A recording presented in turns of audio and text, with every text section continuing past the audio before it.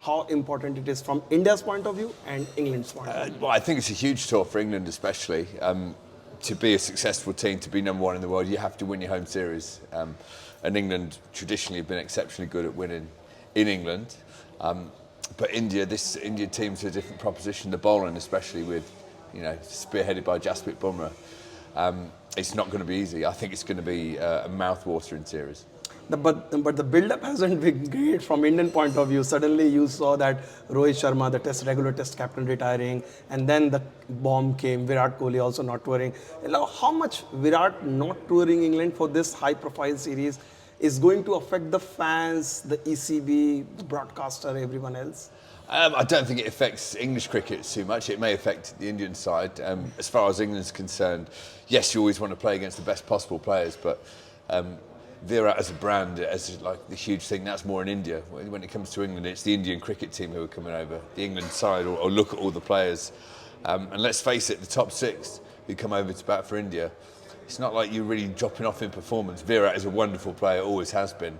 But some of the youngsters coming up are very dangerous propositions. So, maybe sometimes it's very good to have someone as big as Virat on the opposition, because it takes all the focus away from you.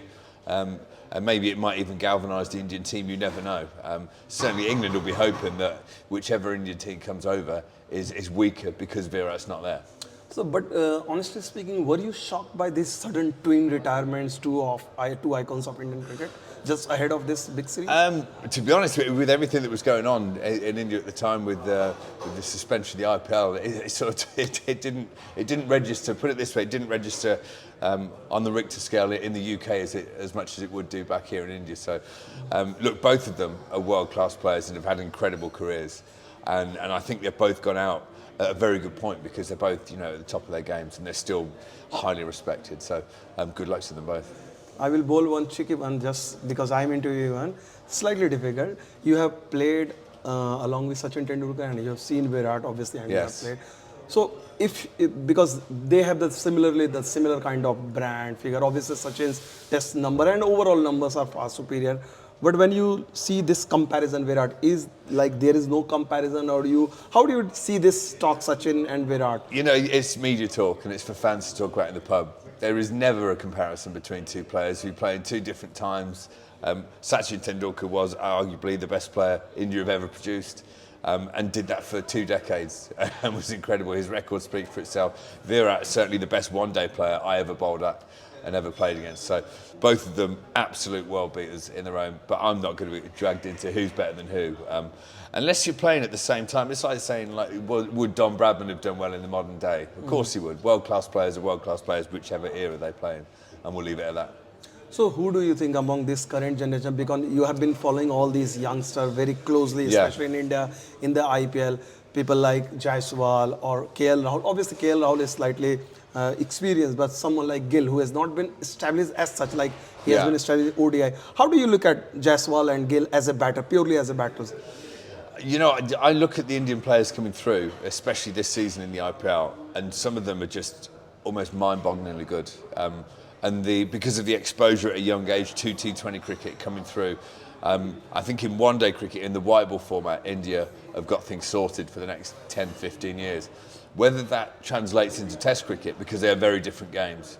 And when I look at the techniques of players, not many modern players from any nation have good defensive techniques. The odd one does, and the odd one's very good. The ones who do have defensive techniques, I think, are going to dominate Test cricket for the next 10 years, because there's a lot of loose shots played. People will score quickly, sure, and games will finish in 3.5, 4 days. But I always think within any team of superstars and fast-scoring batsmen, you always need that one player, the anchor, your Rahul Dravid, Joe Root for England, Jeff Boycott going back in the day. The guy who is willing to bat time now will benefit from the lack of patience from the modern-day bowler as well. And I think of all of them, when I look at it, the one I was most impressed with over the last few years is Jaiswal in the series in India when England played over here. He was sensational. It's the hardest place to be a top order batsman. The best place in the world to be a middle order batsman is England, without a doubt. Small grounds, fast outfields, great wickets, but against a new ball, against a new Dukes, it could be tough. If you look at the last 6 months or 9 months, like India lost first time 3-0 against New Zealand, that they didn't have a great season, although it was closely fought, but eventually the scoreline was 3-1. And now the young team is going under, say, the new captain, there will be a new captain. The onus, and how do you look at the challenge of Indian coach Gautam Gambhir?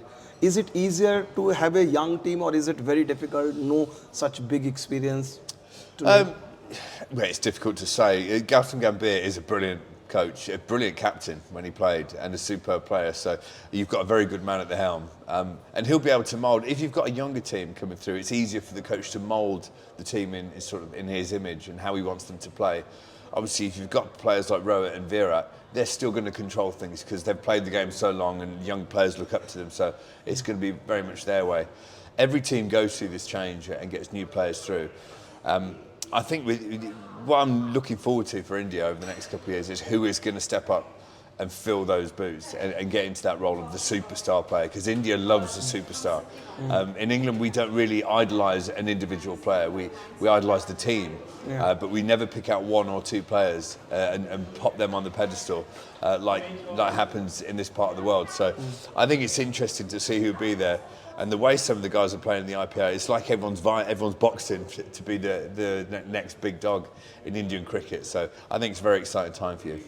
So you just touched upon Kuldeep Yadav, and many think that he's the outright match winner regardless of the conditions. Now India will face the same dilemma, whether it's Ravindra Jadeja or Kuldeep or both. I don't see why Kuldeep and Jadeja can't play together. Jadeja is an all-rounder. Kuldeep is a match winner. If you can't fit them both in your team, then you're doing something wrong, in my opinion. What about someone like Washington Sundar, offie, but he can be a top order batter, very handy lower order batter.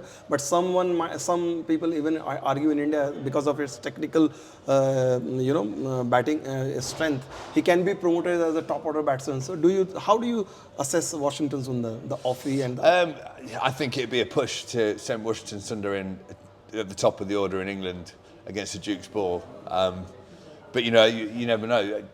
Like I say, if I was picking an Indian team, I think it picks itself. I think if you've got a world-class leg spinner who's also left armour, and then Jadeja, who is one of the best all-rounders world cricket's seen in the last 20 years, I think that's very simple.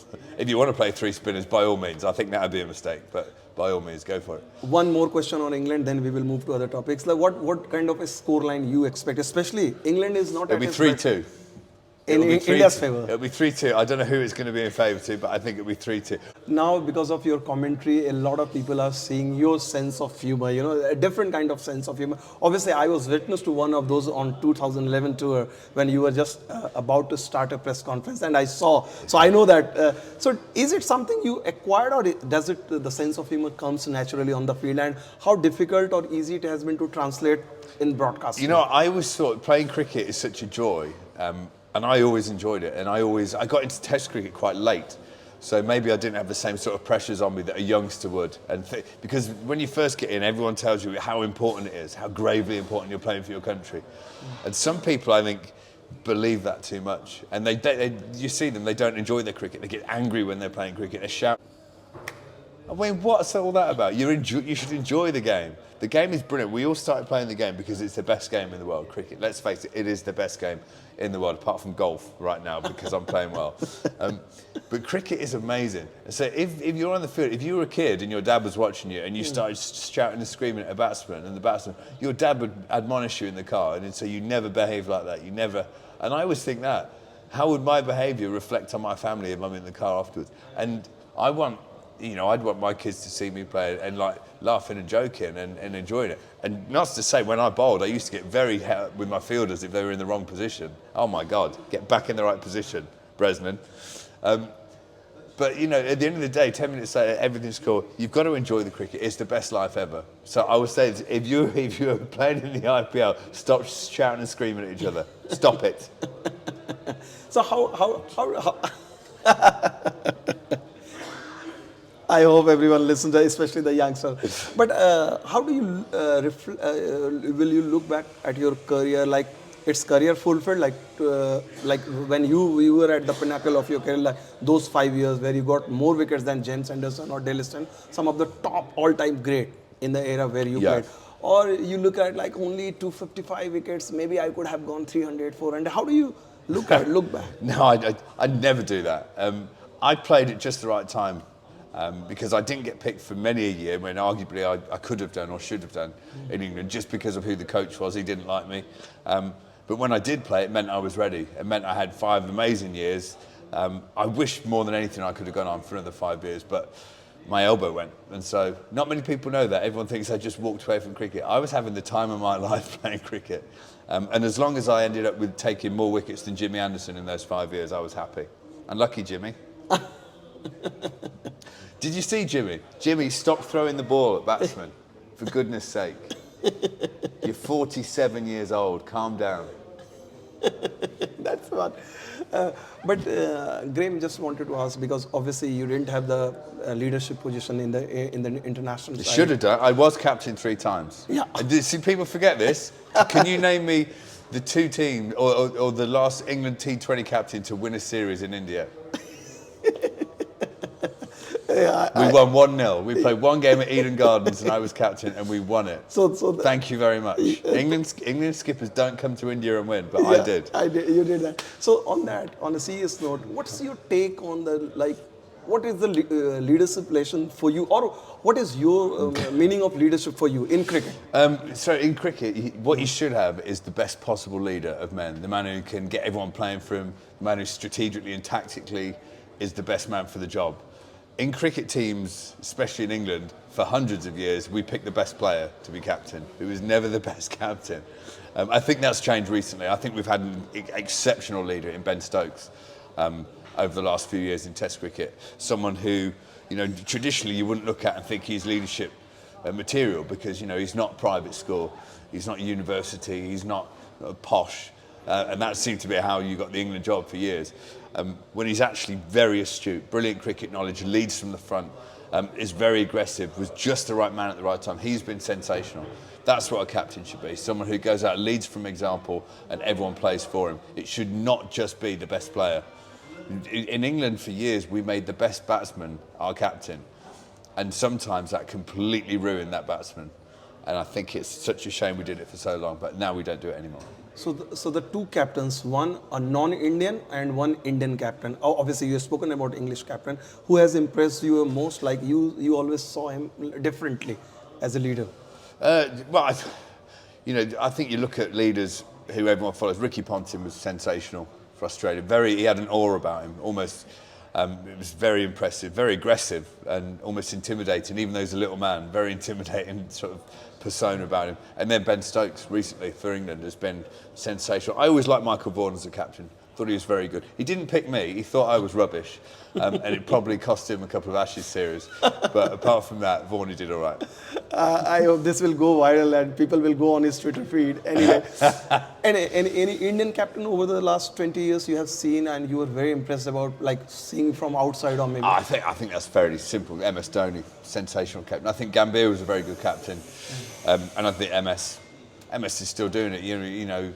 At whatever age he's at now for Chennai, he's still very, very astute, very astute. And people don't know, but when you're playing against MS in the middle and you're close to him and you see all the little things that he's doing, and all the nuances of captaincy that the TV doesn't pick up on, that fans don't pick up on, that's where you know that there's a really good leader. And you see how everyone else is sort of zoned in on him entirely. He never has to raise his voice. Everyone's eyes are fixed on him because they know that he's always tinkering.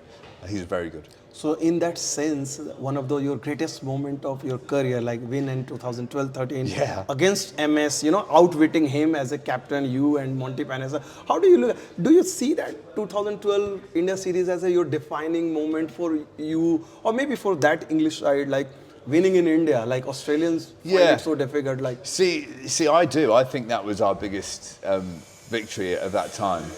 Every Englishman, every bit of the English media will always focus on the Ashes, which is, it's England, Australia. So, and they'll always say winning in Australia 2010. I thought was incredible. But for me personally, from a spin bowling point of view, of course, India. That was the one I always looked at, and I looked at the Indian top 6 when you've got Lakshman, Tendulkar, Dravid, Gambhir. Dhoni. This is, and I apologise, Pujara. So I've missed out Pujara, who scored the most runs in that series. That was a joke of a top order. Sehwag, that's a joke of a top order, how good that was. And so for us to come over here and win, I think arguably was a better achievement. But one thing I will say is Test cricket, Test victories are always built upon how many runs you score. And loads of people lose sight of this. And the series we won in Australia 2010 was because of the mountains of runs that we scored, especially Alistair Cook. And then when we won here in India, the mountains of runs we scored again, especially Cook and Peterson. Had we not scored those runs, we wouldn't have won the games. People always lose focus of that. And so in the series against New Zealand, where you lost it, it was the lack of huge runs that cost you that series.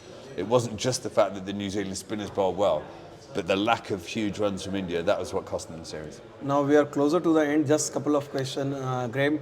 How much India for you has changed, or how much a different kind of perspective you have got now as a player, now you as a commentator when you tour this country, meeting a lot of people? Because as a player, security and all those protocols around, you may not be able to see the real India. As a player, you don't see India at all. You see the hotel, you see a golf course, you see the cricket ground, because the security protocols, like you say, you can't move around, you don't have freedom, you don't have anonymity, especially because Indian cricket fans are so mad for the game, so passionate about the game, that your security guards don't let you leave the hotel unless it's with a big group, and then you get mobbed. When you're in the press, when you're in the media, it's far easier to sort of slink into the shadows and see India. I absolutely love the place. And don't get me wrong, I still see a lot of the inside of my hotel room because I'm lazy, and a lot of golf courses because I love golf. But I adore India. And the best thing about this country, and please don't ever stop, and every Englishman will say this, your food is amazing. I reckon I should start a travel blog.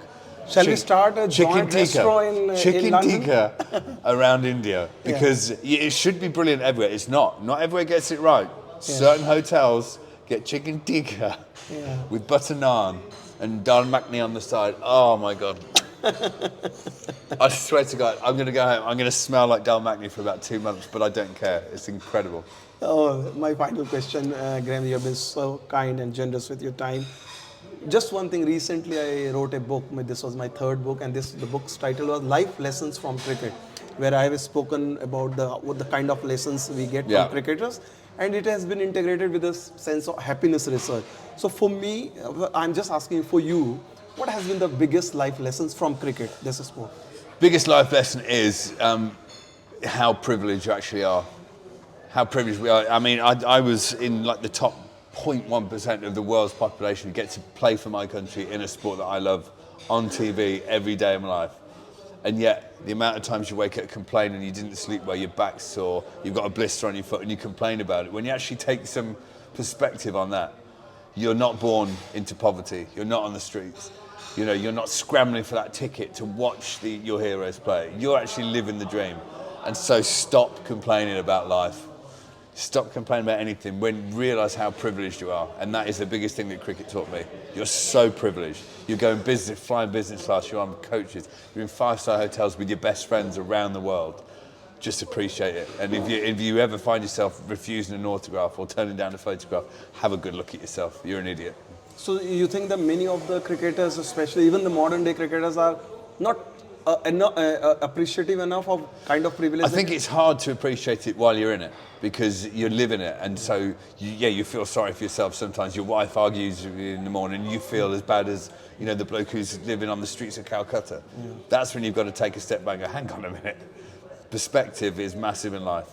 And if you realise how exalted the life is, I mean, even as sat here in this beautiful surroundings doing this interview, being able to afford a nice phone to record this on, having a handsome soundman to do this. I mean, think of the people who are starving in the world, whose kids are crying, whose kids are starving. Thank you so much, Mr. Swann, and that's the best answer. You gave me some perspective. Even though I have written a book, this will be a fine edition in the next print. Thank you so much. Really appreciate it. Thank you very much. Thanks a lot. Namaste, Thank you. India. Thank Namaskar. you. Namaskar. Ek photo le lena, sir. Just we will have one photo for the thumbnail. Sure. Yeah.